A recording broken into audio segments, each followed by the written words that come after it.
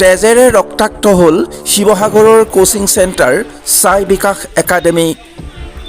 শিৱসাগৰত সংঘটিত হ'ল এক চাঞ্চল্যকৰ ঘটনা। ছাত্ৰৰ ছুৰীৰ আঘাতত শিক্ষকৰ কৰুণ মৃত্যু। ছাত্ৰজন একাদশ শ্ৰেণীৰ ছাত্ৰ। শিক্ষকজনৰ নাম ৰাজেশ বাবু। ৰাজেশ বাবুক সংকটজনক অৱস্থাত ডিব্ৰুগড়লৈ প্ৰেৰণ কৰাৰ অৱস্থাতে শিক্ষকজনৰ মৃত্যু হয়। ছাত্ৰজনে কি কাৰণত শিক্ষকজনক আক্ৰমণ কৰিলে সেয়া বৰ্তমানেও জানিব পৰা হোৱা নাই। স্কুলৰ আজি এটা বৰ দুৰ্ভাগ্যজনক ঘটনা ঘটিল। এইটো সঁচাকৈ বৰ দুখজনক। ইয়াৰে এজন শিক্ষক, নিষ্ঠাবান এজন শিক্ষক, নাম আছিল ৰাজেশ বাবু বিজৱাৰা। তেখেত অন্ধ্ৰপ্ৰদেশৰ আছিল। পৰিয়াল সহিতে তেওঁ শিৱসাগৰ ফুকনগৰ অঞ্চলত তেওঁ ভাড়াঘৰত আছিল।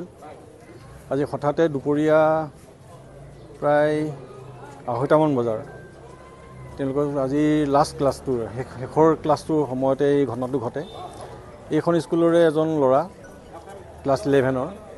শিক্ষকজনক ৰাতিপুৱা হোৱা সামান্য কিছু কথাত কিছু টকাটকি হয়। সেই টকাটকিৰ আলম লৈ ল'ৰাজনে স্কুলৰ পৰা কাকো নোকোৱাকৈ, নজনোৱাকৈ ওলাই গুচি যায়। পৰৱৰ্তী পৰ্যায়ত ল'ৰাজনে কোনো এখন ব্যৱসায়িক প্ৰতিষ্ঠানৰ পৰা এখন ছুৰী কিনি আনি পিনি আৰু স্কুলৰ ড্ৰেছটো ঘৰত খুলি থৈ চিভিল ড্ৰেছত আহি তেওঁ যিটো ক্লাছ কৰিছিলে সেই ক্লাছৰ শেষ বেঞ্চত বহি আছিলে। তেতিয়া তেওঁ শিক্ষকজনে দেখি ক'লে, তোমাকতো ওলাই যাবলৈ কোৱা হৈছিলে আৰু অহাকালি তোমাকতো গাৰ্জেনক লৈ আহিবলৈ, তুমি ইয়াত কিয় আহি বহি আছা বুলি ক'লে। সেইটো কথাত আকৌ সামান্য টকাটকি হওঁতেই হঠাতে ল'ৰাটোৱে পকেটৰ পৰা ছুৰীখন উলিয়াই শিক্ষকজনক বুকুত আঘাত কৰি দিয়ে। একচুৱেলি মাৰিছিলে মূৰলৈ, কিন্তু হাউলি দিয়া ছুৰীখন বুকুত সোমাই যায়। আৰু সেই অৱস্থাতে তেওঁ এনেই স্কুলৰ বাকী ষ্টুডেণ্টে কোৱা মতে 3:15 মানত ঘটনাটো হৈছে ছাই বিকাশত, লক্ষ্মীনগৰ স্থিত। তাতে এজন ষ্টুডেণ্টে টিচাৰ এজনক ষ্টেপ কৰিলে। তাতে আমি ক্ৰাইম চিন ভিজিট কৰি পেলাই আমি তাতে যিটো ৱেপন ইউজ কৰিছিলে, কটাৰীখন চিজ কৰিছোঁ। আৰু তেজৰ চেকুৰা বহুত পৰি আছে, তেজৰ চেম্পল আমি কালেক্ট কৰিছোঁ। ল'ৰাজনক ইতিমধ্যে আমি আমাৰ কাষ্টাডিতে আছে। আৰু যিজন শিক্ষক আছিলে ইতিমধ্যে তেখেতে ঢুকাইছে বুলি আমি খবৰ পাইছোঁ।